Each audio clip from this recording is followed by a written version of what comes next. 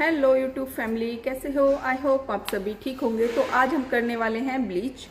तो ब्लीच के लिए ब्लीच जो नॉर्मल ब्लीच, बेसिक ब्लीच है जो हम बेसिक तरीके से करते हैं। तो आज सेल्फ कैसे की जाती है वो मैं आपको बताने वाली हूँ।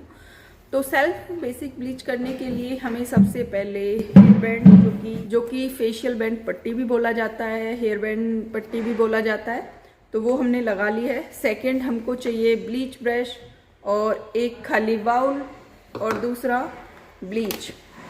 ब्लीच के साथ साथ हमें चाहिएगा एक बड़ा बाउल जिसके अंदर पानी है और एक स्पॉन्ज। ठीक है, तो आप ये लेंगे। सबसे पहले ये वाला सामान आपको चाहिए होगा। अगर आपके फेस पर मेकअप है तो CTM, जैसे कि मैंने आपको बताया, तो CTM में M नहीं लगाना, ओनली C और T आपको, मतलब क्लिनजिंग और टोनर, सिर्फ ये करना है। ठीक है, तो मेरे फेस पे अभी कोई मेकअप नहीं है तो इसे मैं बेसिक तरीके से क्लीन कर लूँगी। तो मैंने स्पॉन्ज लिया, इसे अच्छे से निचोड़ लिया और पूरे फेस को अच्छे से क्लीन कर लेंगे।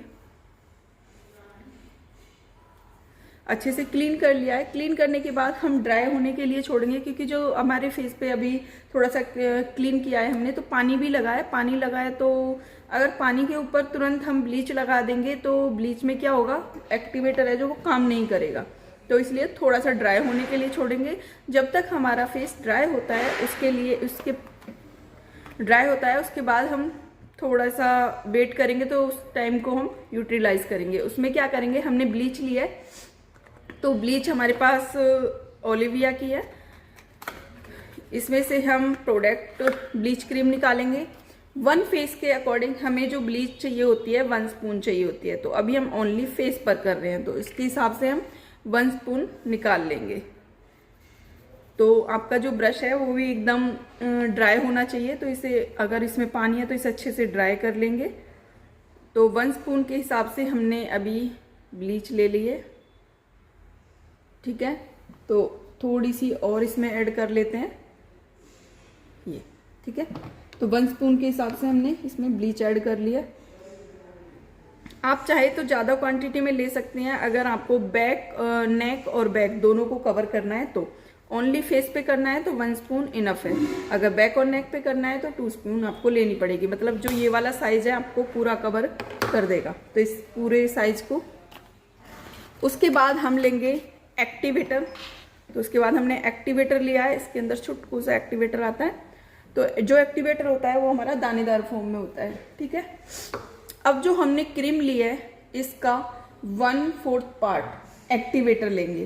तो 1/4 पार्ट को कैसे मेजर करोगे, जैसे कि हमारी क्रीम है तो इसको, दिख रहा है आप लोगों को? नहीं दिख रहा हो, थोड़ा पास आके पीछे की तरफ यहाँ से देख सकते हो। ठीक है, तो 1/4 पार्ट देखो, ये 2 पार्ट हो गए। अब इसका और 1 पार्ट। ठीक है, इस तरह से, जैसे अभी 2 पार्ट हमने कर दिए, ये 1 पार्ट और ये 2 पार्ट, और इसका भी अब हमने 1 पार्ट और कर दिया। तो जितना ये वाला पार्ट है इसका हम एक्टिवेटर लेंगे। ठीक है, तो अभी हम एक्टिवेटर निकाल लेते हैं।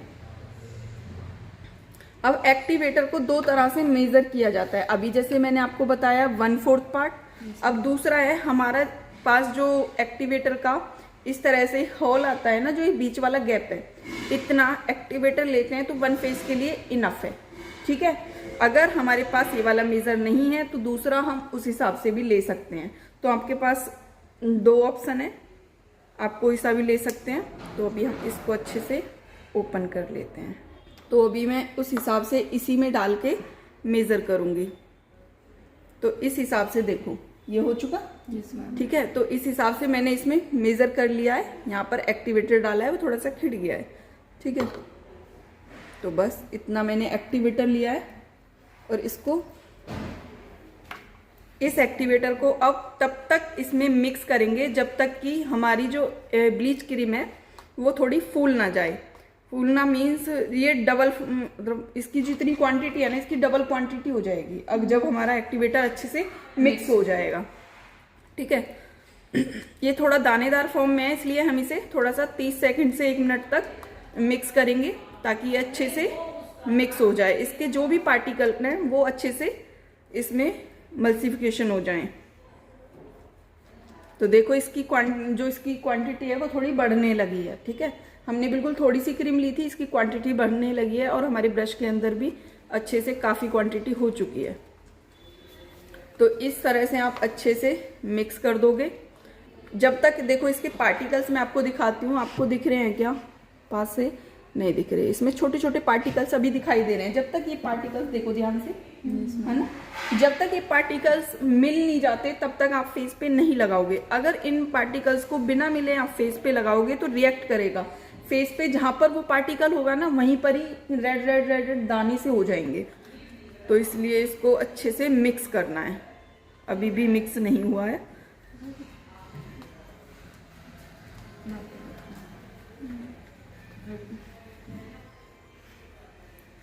अब इसको अच्छे से मिक्स करेंगे। अभी भी इसके छोटे छोटे पार्टिकल्स बाकी हैं। जब 1.5 मिनट कंप्लीट हो जाते हैं ना तो ये अपना काम करना शुरू कर देती है। तो 1.5 मिनट के अंदर अंदर हमें इसे अच्छे से मिक्स करके फेस पे लगाना होता है।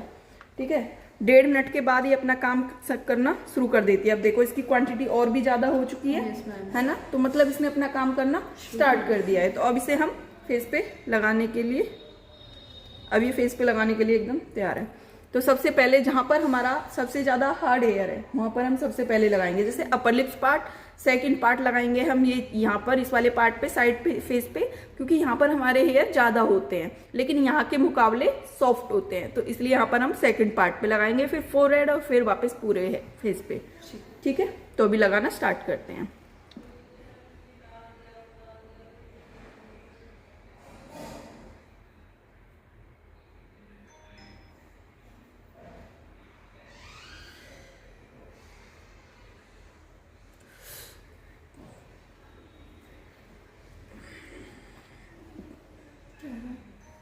जलन हो रही है। जब भी आप क्रीम लगाओ तो पहले चेक जरूर कर लें, अपने क्लाइंट से पूछ लें कि उनको रिएक्ट करे या ना करे। मतलब कुछ भी, किसी को भी रिएक्ट कर सकती है अगर कोई फर्स्ट टाइम कर रहा है। तो मैं करती रहती हूँ इसलिए मैंने नहीं चेक करी है। ठीक है, अगर कोई फर्स्ट टाइम कर रहा है तो आपको चेक करनी है। चेक कैसे करेंगे? थोड़ा सा लिया और इस वाले पार्ट पे लगाएंगे क्योंकि ये हमारा सॉफ्ट पार्ट है। अगर कोई रिएक्ट होगा तो यहीं पर पता लग जाएगा, अगर नहीं हो रहा रिएक्ट तो पूरे फेस पे लगा दो।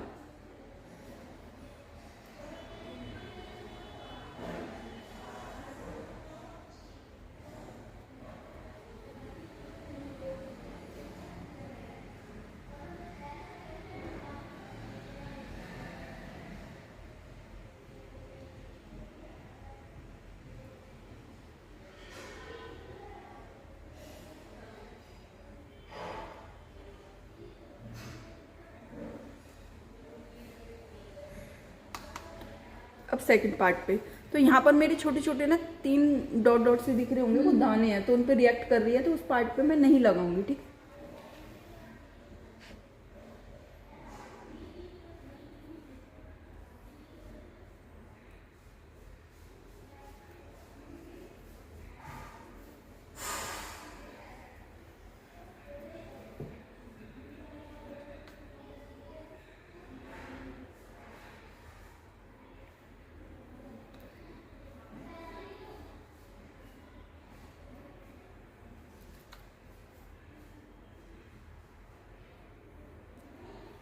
जब आप इसे लगाओगे ना तो ये थोड़ा सा आंखों पे रिएक्ट करेगी।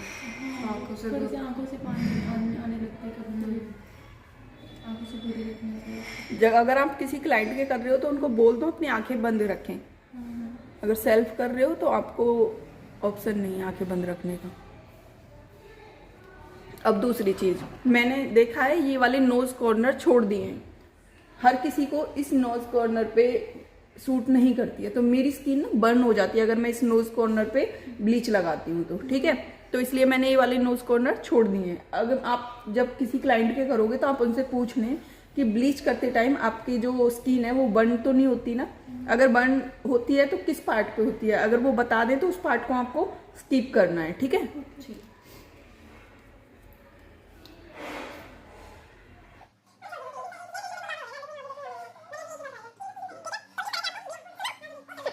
तो इस तरह से आपको पूरे फेस पे ब्लीच करनी है। अब इसको होल्ड पे रखेंगे 10 से 15 मिनट तक। ठीक है, तो 15 मिनट 10 मिनट बाद हम चेक करेंगे, फिर उसके बाद हम आगे का प्रोसेस करेंगे। तब तक के लिए होल्ड पे छोड़ते हैं और 15 मिनट वेट करते हैं। तो अभी मेरे फेस को हो चुके हैं 5 मिनट कंप्लीट। ठीक है, 5 मिनट कंप्लीट होने के बाद क्या करना है, ब्रश लोगे, जो हमने हमारा खाली ब्रश बचा हुआ है उसे लेंगे और वापिस से जो हमने लगाई है इसको पलट देंगे, क्योंकि अभी ये थोड़ी फूल गई है ना। तो फूलने के बाद हम इसे अच्छे से पलट देंगे, उसी जगह पे जहाँ से हमने लगाई है वहीं उसी जगह पे पलटेंगे।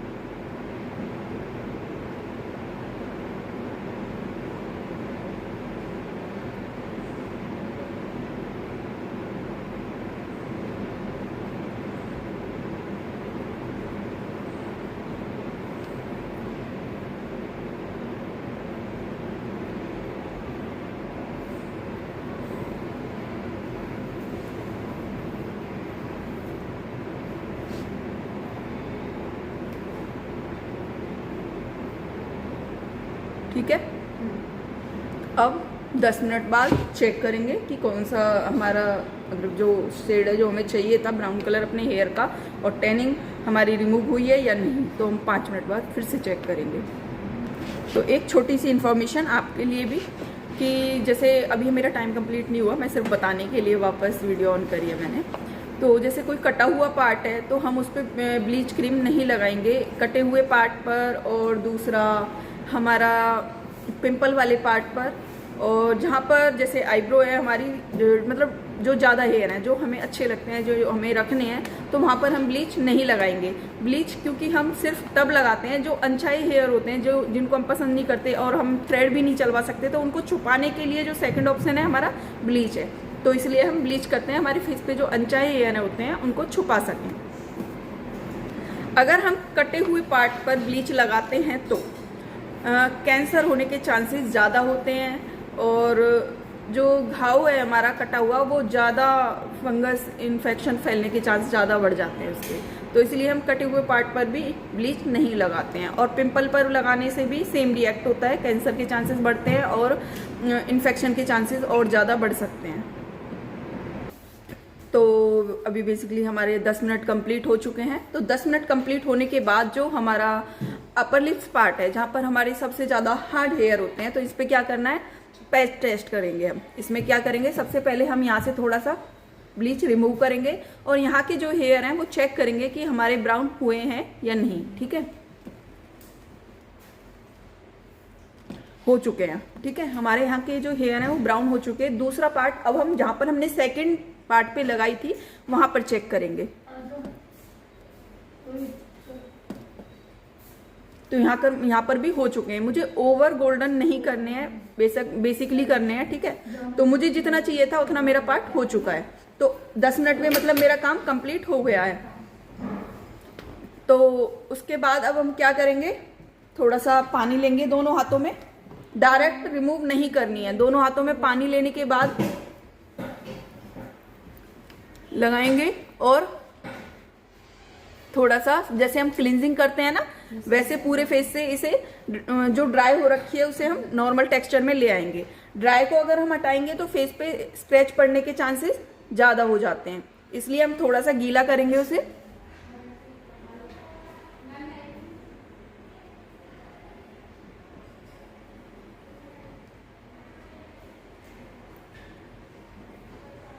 तो इस तरह से ये गीला हो गया है।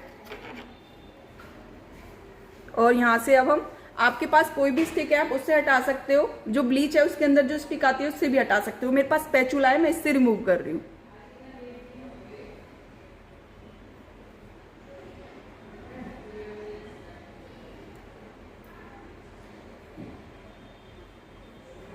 अब डायरेक्ट स्पॉन्ज से हटाएंगे तो सारी क्रीम स्पॉन्ज के अंदर भर जाएगी। तो इस तरह से हमने रिमूव कर लिया है और इसको वापस डाल देंगे। और अब जो हमारे पास स्पॉन्ज था उससे हम पूरे फेस को क्लीन कर देंगे।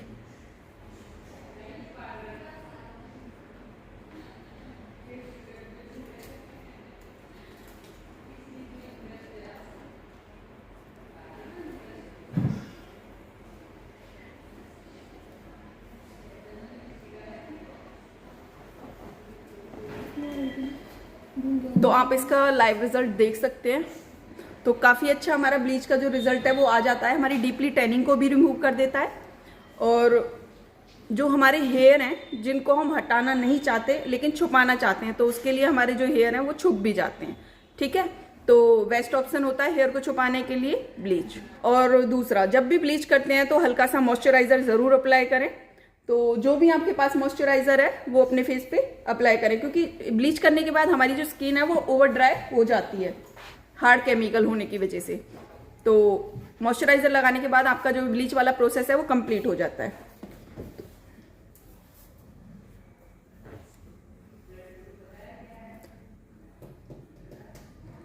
बस मैंने अच्छे से क्लीन कर लिया। अब थोड़ा सा मॉइस्चराइज़र, कोई भी मॉइस्चराइज़र जो आपकी स्किन पे सूट करता है आप वो अप्लाई कर सकते हैं।